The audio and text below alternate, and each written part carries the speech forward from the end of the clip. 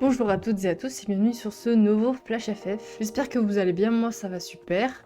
J'ai l'impression que ça fait une éternité qu'on s'est pas vu, vu que la semaine dernière il n'y avait pas eu de Flash FF parce que j'étais pas mal occupée. Mais c'est pour ça qu'aujourd'hui on va se rattraper avec un double Flash FF entre guillemets, puisque je vais traiter les 2 dernières semaines d'informations. Et on a aussi le début de la nouvelle saison de la NWSL qui vient de se rajouter, ainsi que bientôt la première saison de la NSL, la nouvelle ligue canadienne. Donc ça fait un paquet d'informations et écoutez, on va y aller directement, donc c'est parti.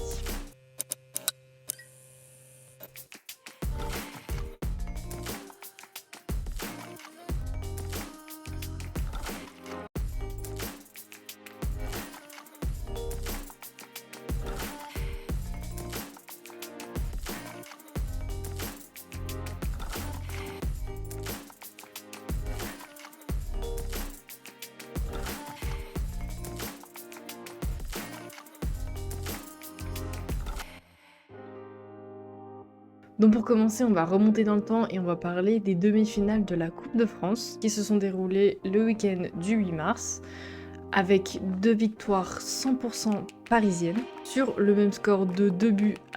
Et c'est donc le PSG et le Paris FC qu'on retrouvera en finale et ce sera à suivre le 3 mai à 15h. On enchaîne avec la League Cup puisque c'était la finale entre Chelsea et Manchester City et pareil, Chelsea s'est imposé sur un score de 2-1, ce qui offre à Chelsea son 3e titre de League Cup et à Sonia Bonpastor son 1er titre avec l'équipe anglaise. Et on finit avec les demi-finales de la Coppa Italia qui a vu l'AS Roma et la Juventus s'imposer et c'est donc tout naturellement que l'on retrouvera ces 2 équipes en finale. On finit ce tour des compétitions avec la Champions League puisque les matchs allés des quarts de finale se sont déroulés les 18 et 19 mars. À jouer donc ici les résultats. Les matchs retour se joueront les 26 et 27 mars. Et je voulais revenir sur le match de l'OL puisque celui-ci a marqué la 100e apparition de Ginny Le Sommer en Ligue des Champions. Donc voilà, maintenant on est à jour niveau compétition.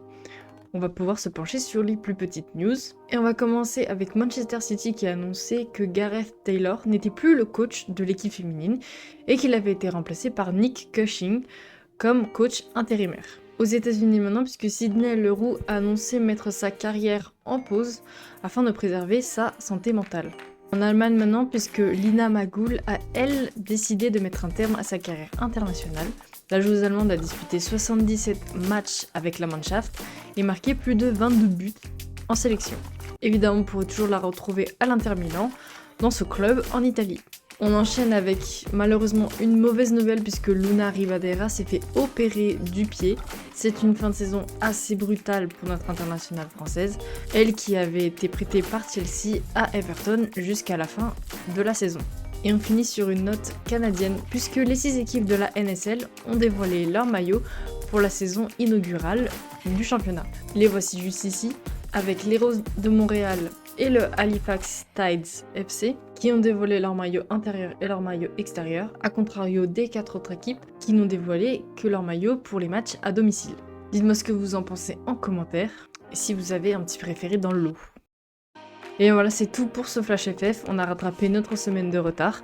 J'espère que vous avez appris plein de trucs. N'hésitez pas à me dire en commentaire si j'ai oublié des informations, ou si vous voulez donner votre avis, je vous lirai avec plaisir, bien évidemment, n'hésitez pas. Merci à tous d'être restés jusqu'à la fin, n'hésitez pas à me suivre sur mes réseaux sociaux.